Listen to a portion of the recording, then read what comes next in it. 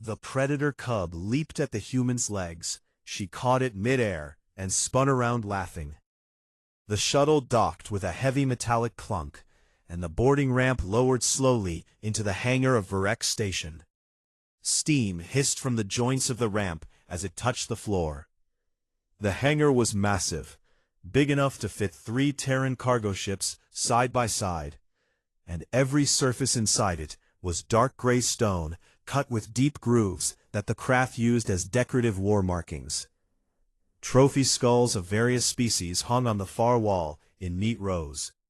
The lighting was dim and red, the kind of light that made everything look like it was soaked in dried blood. It was designed to make visitors feel small. The 2 humans who walked down the ramp did not feel small. Rena stepped off first. She was a woman of average height, with short dark hair, wearing a Terran diplomatic uniform, navy blue, simple cut, a small flag patch on the left shoulder. She had a datapad tucked under one arm and a thermos of coffee in her other hand. She looked around the hangar the way a person looks around a new office building on their first day of work. Curious, relaxed, slightly impressed by the ceiling height. Behind her came Dawan. He was taller than Rena, broad-shouldered, with the kind of calm face that didn't give away much. He wore a light tactical uniform, not full armor, just enough to be practical. He carried nothing except a small bag over one shoulder. His eyes moved slowly around the hangar, taking in every detail without rushing. He noted the guards. He noted how many there were.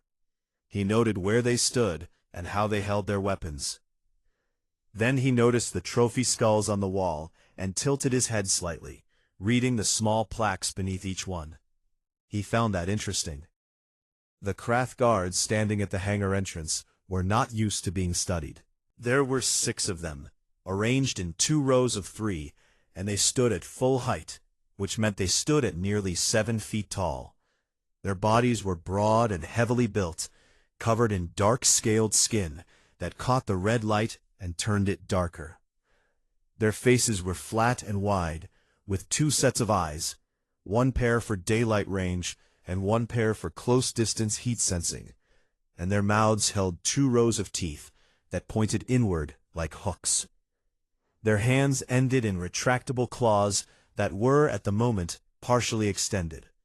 This was standard greeting posture for the Krath. It meant, "We see you, and we are ready." The humans looked at the claws and did not react. This was the first unusual thing. Every other species that had ever docked at Varek Station, the Solari traders, the Muvak scientists, the Prethian ambassadors, had shown some physical reaction to the Krath greeting posture. Faster breathing, wider eyes, a small step backward. Even species who knew the Krath well and had traded with them for years still showed some involuntary response. It was biological. It was honest. The humans showed nothing. Rena glanced at the claws, then looked up at the guard's face with the mild, polite expression of someone waiting for a bus. Dowan had already moved his eyes past the guards and was looking at the architectural markings on the far wall. The lead guard, whose name was Staruk, had been stationed at Varek for 11 years. He had greeted delegations from 42 species. He had never once questioned whether his greeting posture was working. He questioned it now. He clicked his mandibles twice, the formal greeting sound, and said in standard Galactic, "Humans, you are expected. Commander Vorath has authorized your entry. Follow." Rena smiled. It was a wide, warm smile that showed all of her teeth. Tharuk stopped. Among the Krath, showing teeth was the beginning of a challenge display. It meant aggression. It meant dominance. No small, soft, clawless creature had ever shown teeth at a Krath guard in the history of Varek Station. "Thank you," Rena said. "We appreciate the welcome." Tharuk stared at her for a full 2 seconds. Then he turned and led them deeper into the station without another word. Dohan fell into step beside Rena and said quietly in Korean, You smiled at him. I'm friendly, she said. He thought you were challenging him. He'll figure it out, she said, and took a sip from her thermos. The corridors of Varick Station were built for craft proportions, which meant they were wide and tall, and felt slightly cave-like to a human. The walls were the same dark carved stone as the hangar. There were no windows. Craft architecture rarely included them, as open sky made traditional craft hunters feel exposed. The air was heavier than Earth's standard, and carried a faint smell of iron and something that resembled pine resin. It wasn't unpleasant. It was just very, very alien. Rena looked at everything with open curiosity. She paused briefly at a carving on the wall, a battle scene rendered in careful detail. Dozens of craft warriors surrounding a creature 5 times their size, spears raised. She leaned in to look at it more closely. Tharok noticed and stopped walking. That is the hunt of Varick Prime, he said, watching her carefully. The founding battle of this station. It commemorates the killing of the great Vorath beast. The detail is incredible, Rena said, genuinely. How old is this carving? Approximately 800 of your Earth years. Beautiful, she said, and meant it, and kept walking. Tharuk followed, and found himself in the strange position of not knowing what to make of her. Commander Vorath was waiting for them in the greeting chamber, a large circular room with a raised platform at its center, where the commander stood with his second, Dreth, at his right. Vorath was old by craft standards, which meant he was heavily scarred and moved with the slow, deliberate confidence of something that had survived everything the universe had thrown at it. He wore no ceremonial armor, which was itself a statement. He didn't need armor to be intimidating. His bare, scaled chest and the 3 long claw marks across his left jaw said everything armor could. He looked at the 2 humans and said nothing for a moment. The humans looked back. Ambassador Rena, he said at last, his standard galactic deep and measured. Lieutenant Dohan. Welcome to Varick Station. Thank you, Commander, Rena said. It's a remarkable station. We passed a battle carving in the corridor. 800 years old, we were told. Impressive craftsmanship. Vorath had prepared for several possible opening statements from the human ambassador. Flattery about the craft military record. Nervous diplomatic formalities. Perhaps an overlong speech about the importance of peaceful relations. He had not prepared for commentary on the corridor art. Yes, he said carefully, it is old. We brought trade documentation and a formal proposal outline, Dowan said, unzipping his bag and producing a slim folder. But we understand if you'd prefer to begin with a station orientation and hold the formal session for tomorrow. We're flexible. Flexible. Vorath turned the word over in his mind. No delegation had ever offered flexibility on the first meeting. Flexibility implied comfort. Comfort implied confidence. Confidence, in the craft worldview, belonged to apex predators. These creatures had no claws, no armor, no visible weapons. They were soft and small, and had walked into the heart of craft space with a thermos of hot liquid and a folder.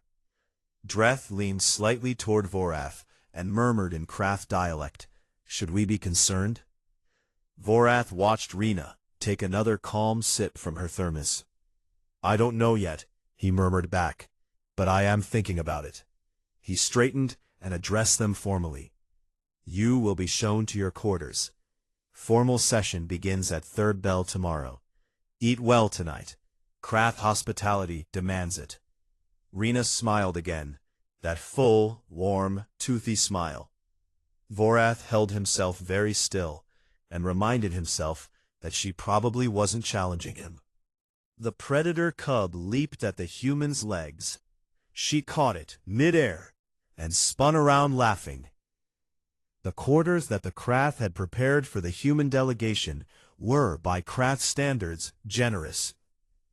The room was large, the sleeping platform was firm, and there was a small window, an unusual feature on Varek Station that had been added specifically because someone in the craft hospitality division had read that humans liked natural light and open views. The window looked out onto an observation corridor that ran along the outer hull of the station. Through the thick glass, the deep black of space was visible, scattered with cold, sharp stars. Rena stood at the window for a long time that first night. Not because she was homesick, not because the stars comforted her. She stood there because she was thinking, and she thought better when she had something to look at. Doan sat at the small desk in the corner and went through the trade documentation again, making margin notes with a stylus. He had a habit of reviewing everything twice before any formal session. He called it being careful. Rena called it being paranoid. They had been arguing about this, gently and affectionately, for the 3 years they had worked together. "They were watching us more than I expected," Rena said, still looking out the window. "They're always watching," Doan said, without looking up. "No, I mean closely. That lead guard in the hangar, Tharuk, he kept looking at our hands. Looking for weapons. Maybe." She turned from the window. "Or trying to understand why we weren't scared." Doan set down his stylus. "Are you scared?" She thought about it honestly. "No. Should I be? We're on a Krath military station, 6 days from the nearest Terran ship. And the commander looked at you, like he wasn't sure if you were prey or a rival predator." "Good," Rena said. "Ambiguity is useful in negotiations." Doan picked up his stylus again. "Go to sleep, Ambassador." She went to sleep.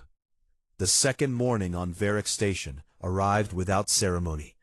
The station didn't have a natural day cycle, so the lighting in the corridors shifted gradually from dim red to a slightly lighter red, which the Krath apparently considered morning.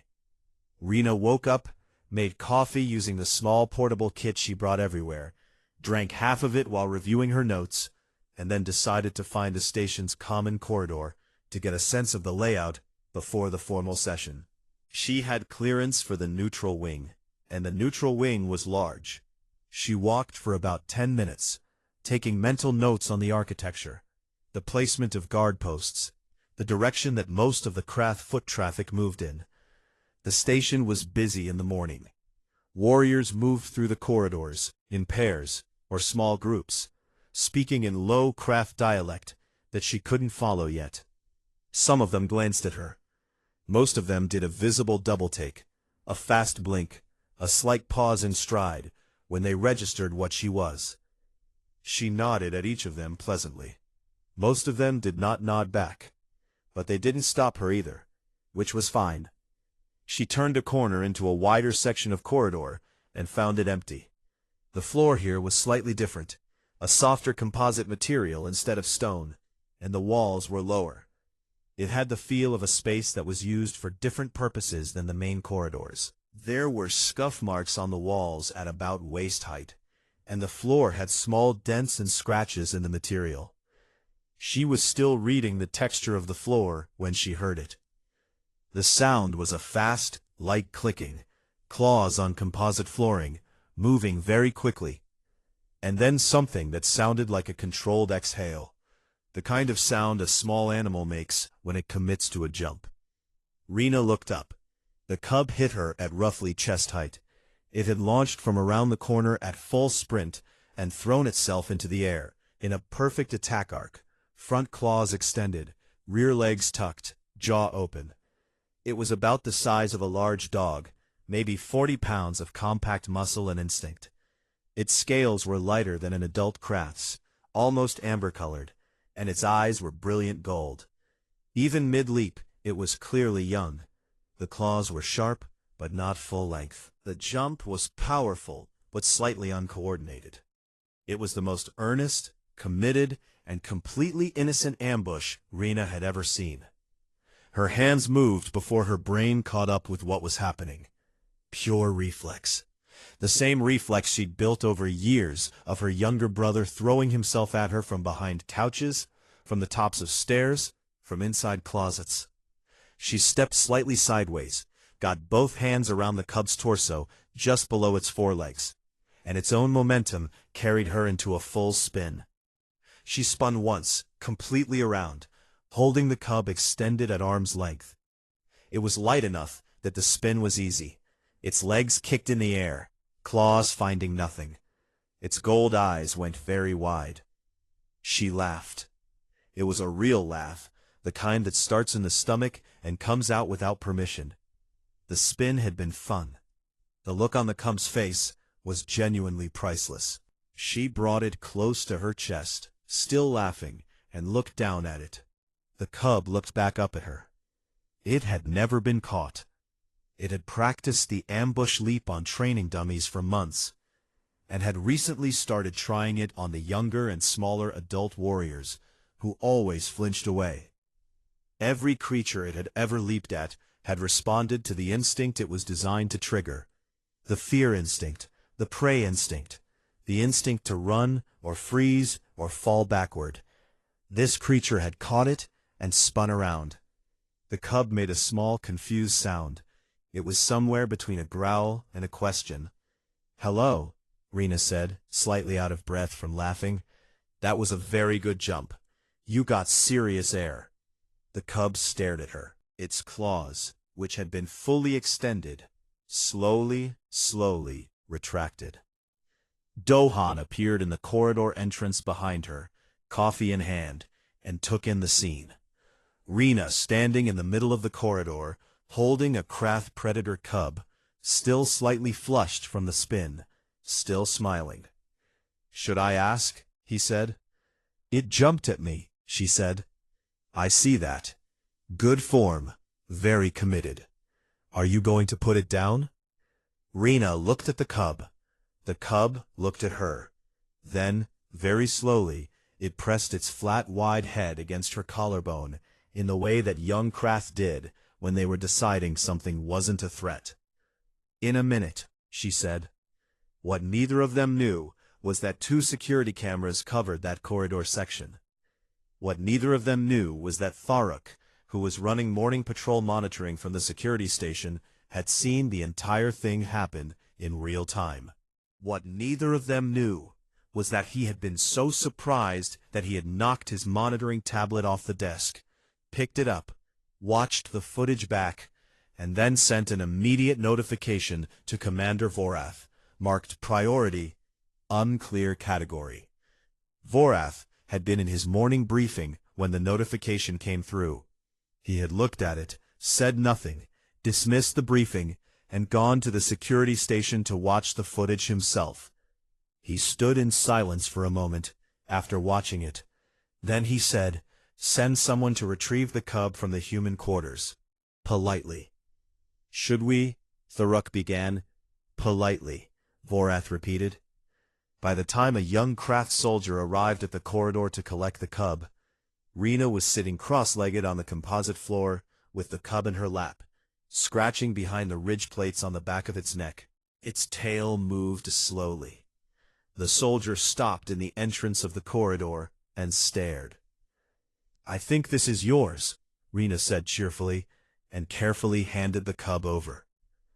The cub grumbled as it was lifted away, looking back at her over the soldier's shoulder with an expression that was, even on an alien predator's face, recognizable as disappointment. Rena waved at it.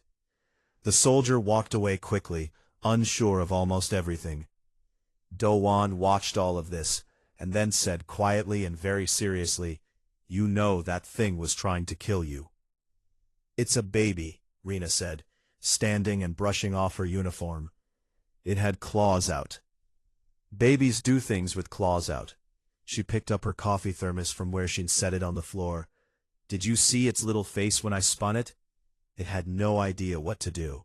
"The formal session is in 2 hours," he said finally.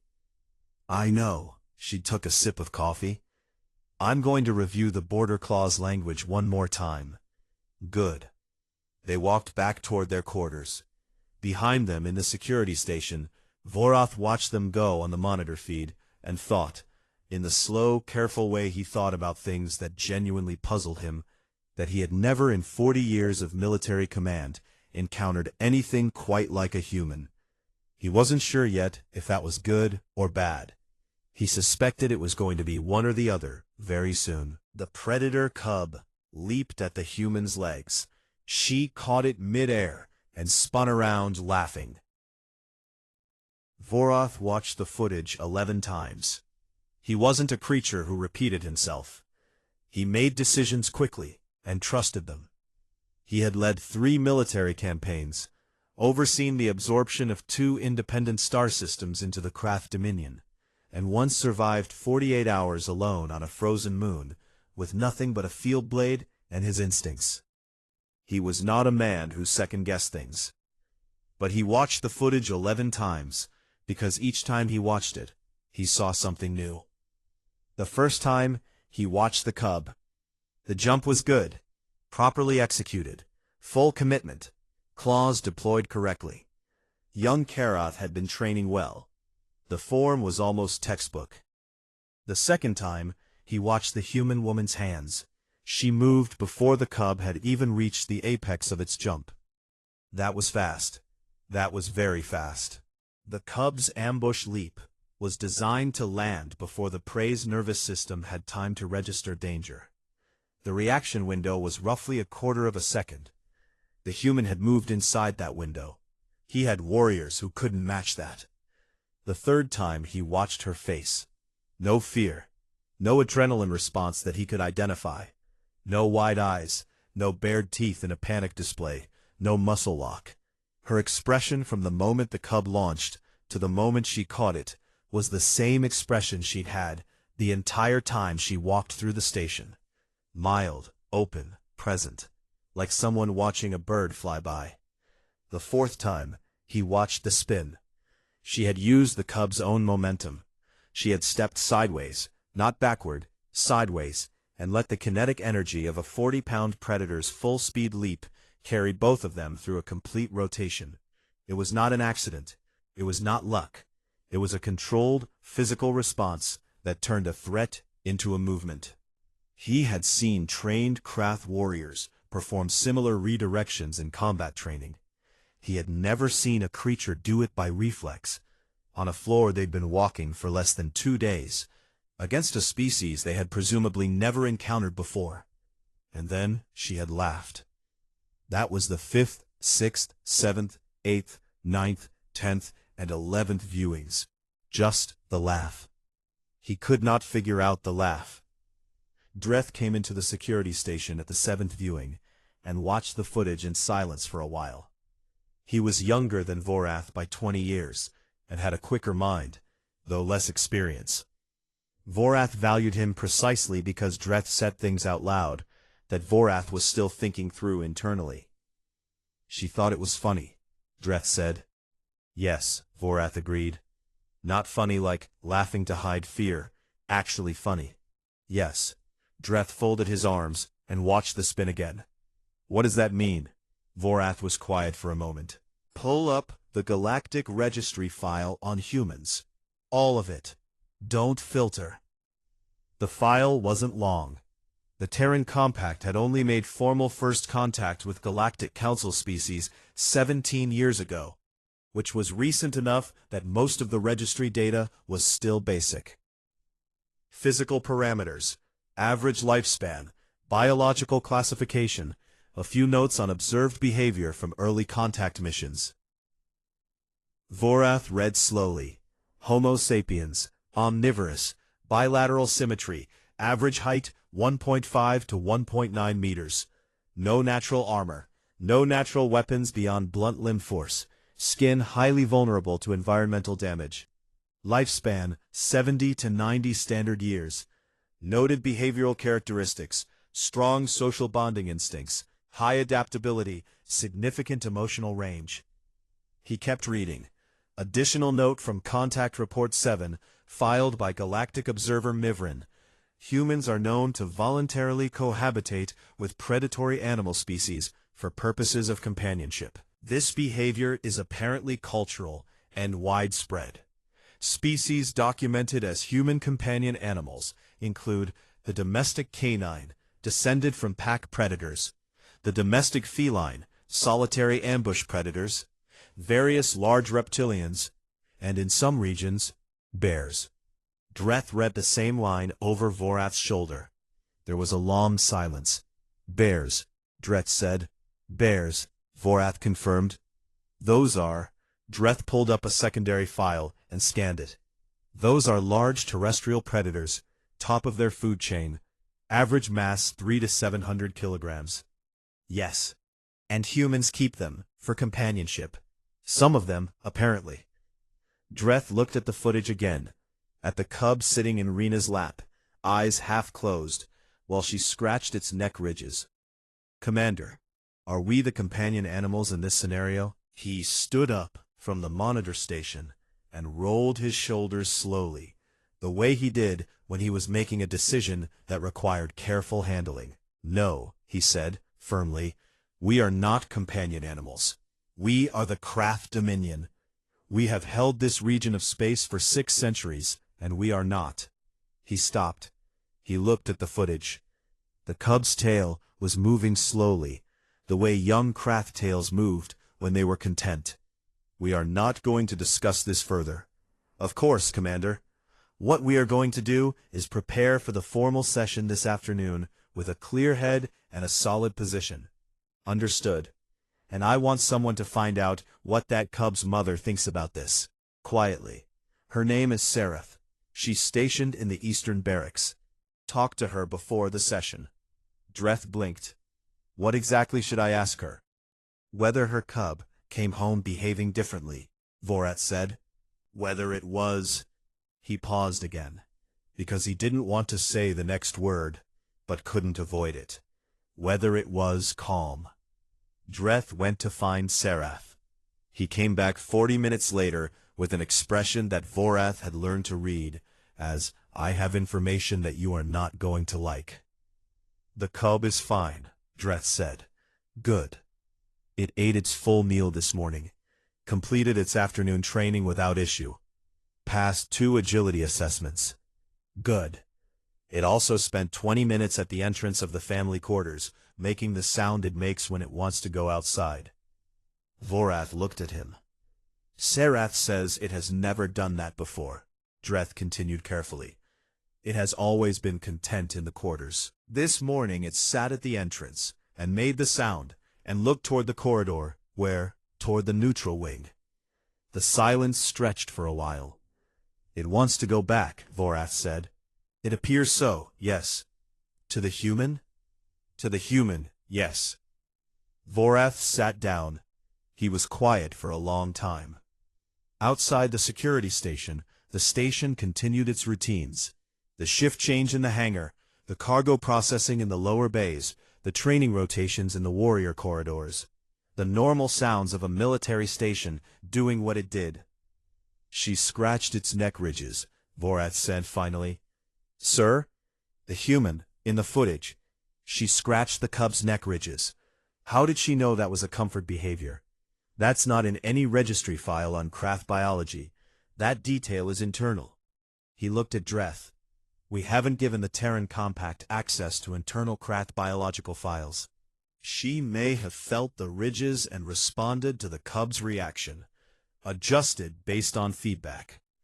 In approximately 4 minutes, Vorath said, with a species she had never physically interacted with before. Humans are described as highly adaptable, Dreth said. That word is doing a lot of work, Vorath replied. He stood again and straightened his uniform. The formal session was in 1 hour. He needed to be composed. He needed to be strategic. He needed to walk into that negotiation chamber as the commander of Varric Station and represent the interests of the Craft Dominion with authority and precision. He also needed to stop thinking about a soft-skinned, clawless creature catching a predator cub in midair and laughing.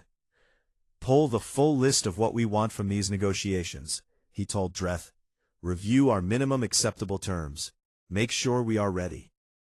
Done already, Dreth said. Good. Vorath moved toward the door. And Dreth. Sir, don't tell anyone about the companion animals file.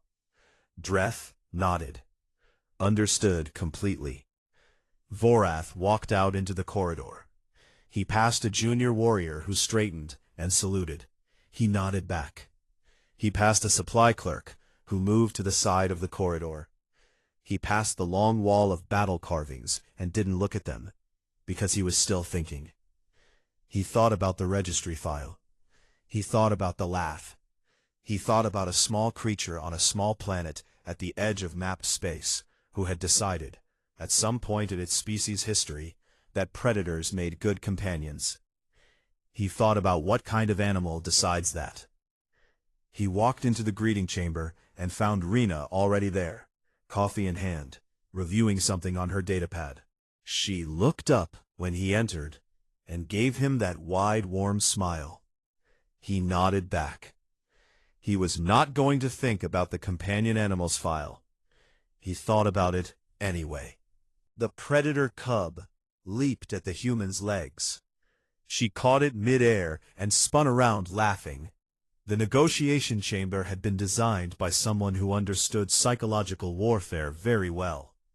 The ceiling was high, almost 20 feet, and the walls were bare dark stone carved with the history of every major craft military victory over the past 3 centuries. The carvings started at the floor and went all the way up, dense and detailed, covering every inch of available wall space. If you stood in the center of the room and looked around slowly, you were surrounded on all sides by 600 years of dominance. Species that had opposed the craft and lost. Systems that had resisted and been absorbed. Battles that had ended one way and one way only. The table in the center of the room was long and black, made from a dense craft stone that absorbed light instead of reflecting it. It had no soft edges. Every corner was sharp and squared. The craft side of the table had 4 seats, each one built for craft proportions, tall-backed, wide, with room for a seated craft warrior's shoulders and the particular way they carried their posture. The human side had 2 chairs that had been brought in specially. They were smaller. They sat lower. The table height from the human chairs meant that Rena and Dohan would be looking slightly up at the craft across from them. This was intentional. Vorath arrived with Dreth and 2 senior advisors named Grath and Harvin. They filed in and took their seats with the practiced smoothness of people who had done this many times, in many rooms, with many species. They wore formal armor today, not full battle armor, but the ceremonial kind, which was still substantial. The chest plates were engraved, the shoulder guards were wide. It added another 6 inches of visual height to all of them. Rena came in with Dohan. Rena was still wearing her Navy diplomatic uniform. Dohan had a folder under his arm, and his small holographic projector in his other hand. He set the projector on the table, pulled out a chair for Rena with the automatic courtesy of long habit, and sat down himself. The table height did not seem to bother either of them. Vorath noted this. He also noted that Rena set her coffee thermos on the negotiation table. He had never, in 40 years of formal sessions, seen anyone bring a personal beverage to the table. It was not against protocol because it had never been necessary to make it against protocol. He looked at the thermos. He looked at Rena. She looked back with that comfortable, present expression and pulled out her datapad. "Thank you for this time, Commander," she said. "We're looking forward to a productive session." "As are we," Vorath said. He gestured to Grath, who activated the main display screen at the head of the room, a large projection of the disputed trade corridor that sat between Krath-controlled space and the outer edge of Terran expansion. "We will begin with the corridor access question. The Krath Dominion maintains that all traffic through Sectors 7 through 12 requires advance notice and a standard inspection levy." "We've reviewed that position," Rena said, and tapped her datapad. "We understand the security rationale. Our concern is the levy structure, specifically the inspection window. 14 standard days for commercial cargo is," she paused, choosing the word carefully, "significant. Our commercial operators are working on much tighter schedules. 14 days is standard, Grath said. His voice was flat and hard. He was the Krath equivalent of a legal advisor, and had the personality to match. It has been standard for all traffic through those sectors for 30 years. For species you've been trading with for 30 years, yes, Dowan said. He activated the holographic projector, and a smaller map appeared above the table, between them. The same corridor, but with trade route data overlaid. But the Terran Compact is a new relationship. Extended inspection windows create a backlog at our end that's hard to absorb when we're still building the infrastructure for this route. What we're proposing is a phased approach, a provisional 7-day window for the first 2 years, reviewed at the 2-year mark based on actual traffic and incident data. Grath opened his mouth. Vorath raised one hand slightly, and Grath closed it. Vorath looked at the holographic map. The data Dowan had overlaid was good. Clean, well-sourced, showing actual projected traffic volumes with honest variance ranges. He had seen inflated negotiating data from a dozen species. This was not that. It was what it claimed to be. 2 years is a short review window, Vorath said. It is, Rena agreed. But it gives both sides real data instead of projections. If the data at 2 years shows the 14-day window is warranted, we come back to the table with evidence and build from there. If it shows the 7-day window is working, we have a basis to make it permanent. She tilted her head slightly. We'd rather build this on what actually happens than on what we both predict might happen. There was a silence. Harvin, the second Krath advisor, leaned toward Vorath and murmured something in Krath dialect. Vorath listened without looking at him. The rune had its subsonic system running, a low-frequency hum built into the floor, completely inaudible, but designed to create a faint physical unease in species that weren't Krath. Most species reported it as a vague restlessness, an inexplicable desire to wrap up whatever they were doing and leave. The Solari traders usually started rushing their own proposals within the first 20 minutes. The Muvok scientists had once asked to end a session early due to atmospheric discomfort. The Prethians signed a border agreement more favorable to the Krath than their own models had recommended, seemingly without noticing. Rena was reading her datapad. Dohan was writing a margin note on his folder. Neither of them showed any sign of restlessness, urgency, or the desire to be anywhere else. Vorath made a small internal note to have the subsonic system checked. Perhaps it wasn't functioning correctly. The corridor access question took an hour and produced an agreed framework.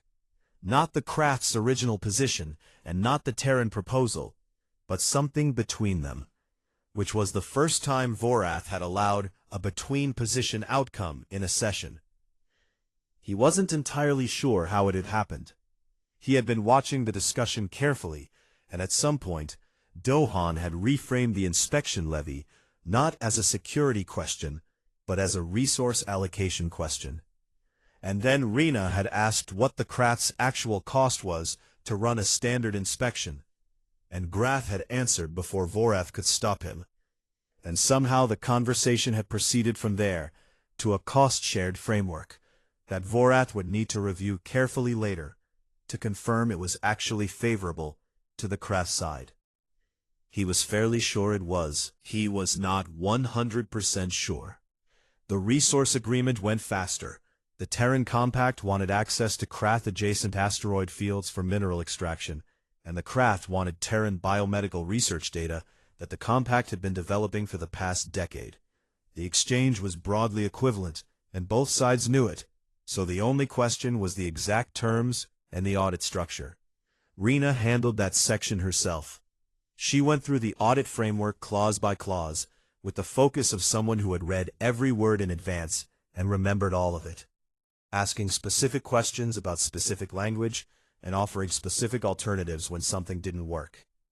She was not aggressive. She was not combative. But she was precise in a way that made imprecision difficult, because every vague term she encountered, she asked to have defined, and every undefined timeline she asked to have specified. And by the end, Grath had the expression of someone who had brought a very sharp knife to a contest and discovered that their opponent had simply never needed one. She prepared, Dreth murmured to Vorath during a brief recess. She prepared very well, Vorath said. Grath is going to complain about the audit language. Grath should have read their preliminary proposal more carefully. Vorath watched Rena refill her thermos from a small vacuum flask she'd produced from her bag. She had that audit structure in the preliminary document. We had it for 2 weeks. Dreth paused. We focused on the corridor access section. We did.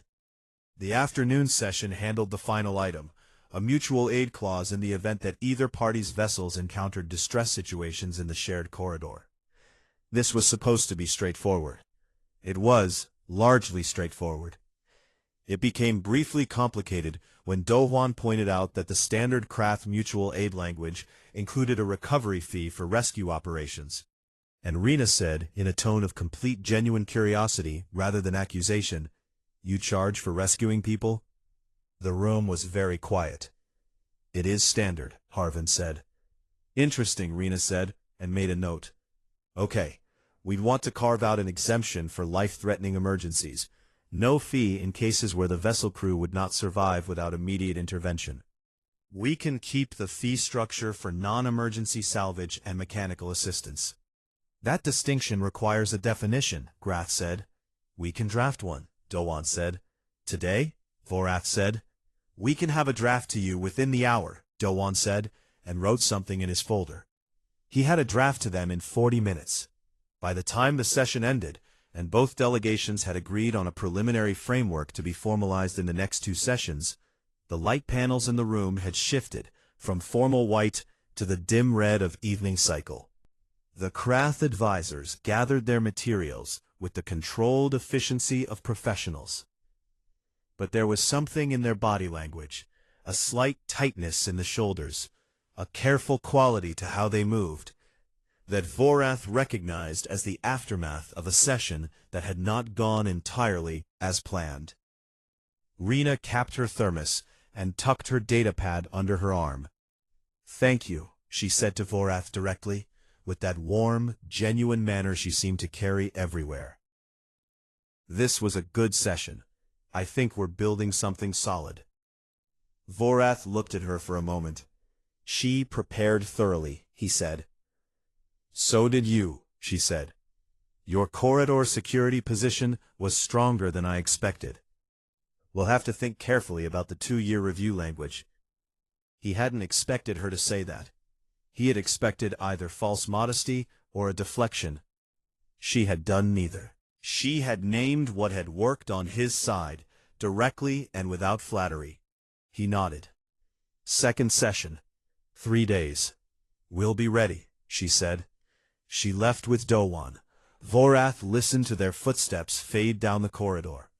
Then he sat back down at the negotiation table and looked at the empty chairs across from him. Dreth sat beside him. "Well," he said. "Well," Vorath agreed. "The audit language is going to need a second look." "Yes. And the mutual aid clause draft is quite good. I reviewed it quickly. The distinction language is clean." "Yes." Vorath looked at the 2 empty chairs. "They are not what I expected." "No," Dreth said. "I expected nervousness, overclaiming, the usual patterns of a young species trying to prove itself. And instead?" Vorath thought about how to say it. "They know what they are," he said finally. "They don't need to prove anything. They just know." Dreth was quiet for a moment. Then, carefully, "Is that good for us or bad for us?" Vorath stood, straightening his armor. "I don't know yet." He looked at the door they had left through. "But I am going to find out, and I want full background files on both of them before the second session. Everything the registry has, everything our contact networks can find." "Understood." "And find out if the Cub has gone back to the neutral wing entrance again." Dreth paused. "It has, sir. Twice this afternoon." Vorath walked to the door. "Of course it has," he said. and left. The predator cub leaped at the human's legs. She caught it midair and spun around laughing. The second session happened 3 days later. The third happened 5 days after that. By the fourth session, Grath had stopped trying to catch Dowan on undefined language, because Dowan defined everything in advance and left nothing soft to push on. By the fifth session, Harvin had started arriving early and reviewing the human delegation's preliminary notes before Vorath arrived. Not to find weaknesses, but because he had admitted privately to Dreth that the notes were simply very well written, and he wanted time to read them properly. Vorath noticed all of this. He noticed everything.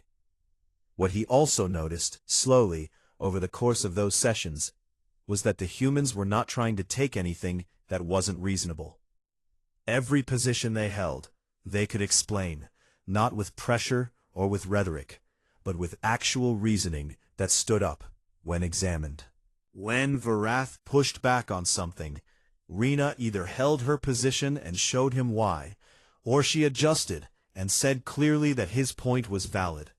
She never pretended a bad argument was a good one, and she never dismissed a good counter-argument just because it came from the other side of the table. He had negotiated with a lot of species. He had never negotiated with anyone who operated quite like that. On the sixth day between the fourth and fifth sessions, something unexpected happened. Rena was walking the neutral wing corridor in the morning, which had become her habit. She found that walking helped her think, and the station's corridors were long enough to be useful for that purpose. She had learned most of the layout by then, and moved through it comfortably. She turned the corner into the wider section of corridor, with the soft composite flooring, and found the young soldier, who had retrieved the cub on the first day, standing there, with his arms at his sides, and an expression of someone who had been given an assignment they weren't sure how to execute. "Ambassador," he said, "I am Yarak, junior warrior, second rank. I was sent." He stopped, then started again.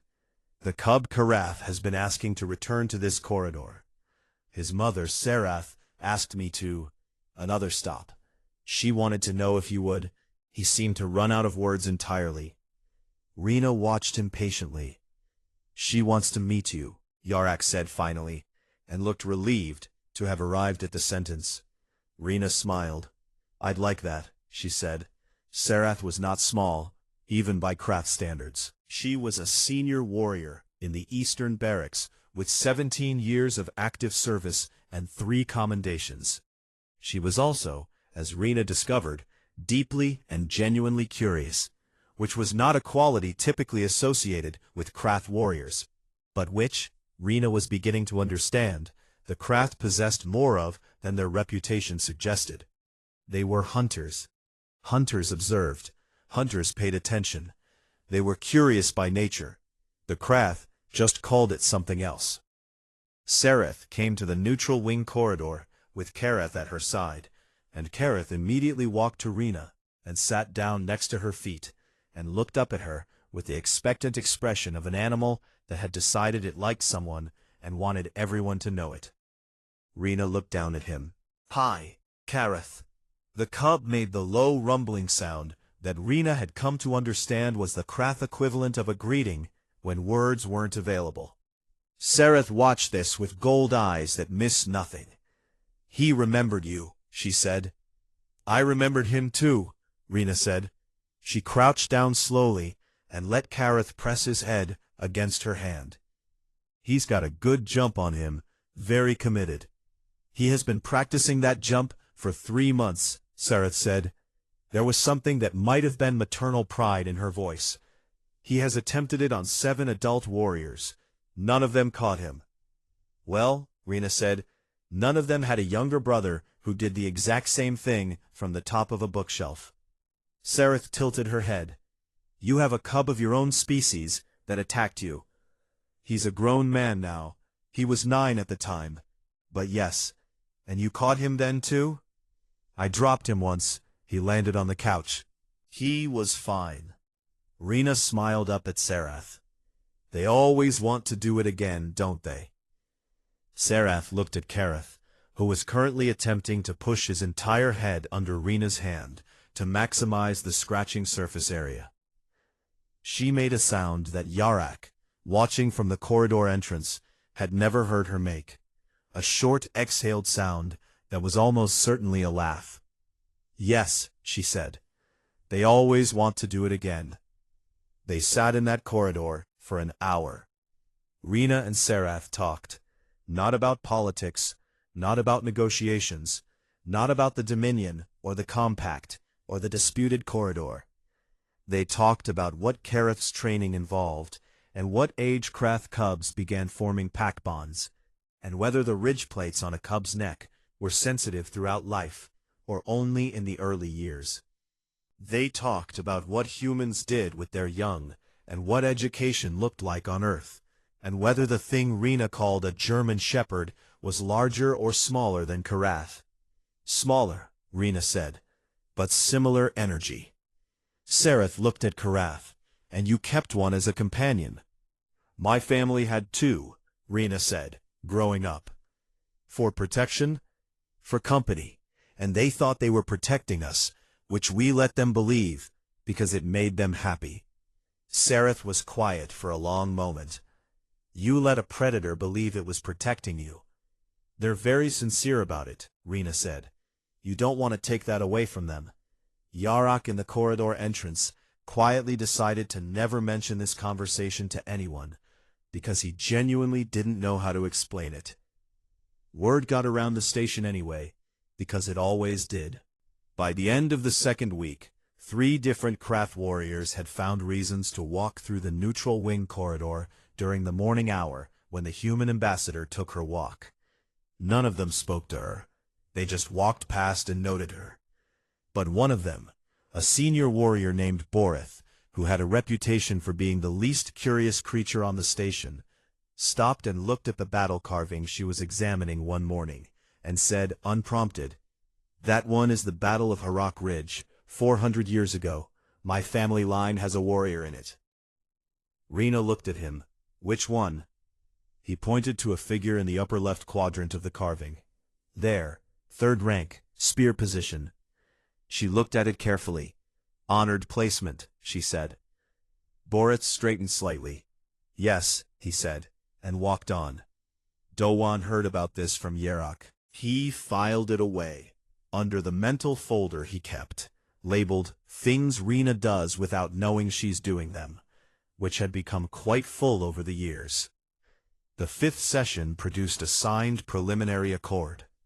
It covered corridor access, the inspection framework, the resource exchange structure, and the mutual aid clause with the revised emergency language. It was 14 pages, clearly written, with defined terms and a 2-year review built in, and both Vorath and Rena signed it at the end of the session in front of the full delegations. Vorath signed first. He used the formal craft signing gesture, a controlled press of the claw tip to the document surface, leaving a small mark alongside the written signature. Then she signed with a pen, which Vorath found interesting in return. A manual instrument, entirely physical, no electronic verification, just ink and pressure. Traditional, Vorath said. We like the weight of it, Rena said. Signing something with your hand means you were there. The ink is evidence. Vorath looked at the pen. Then he looked at the claw mark beside his own signature. Yes, he said slowly, I understand that.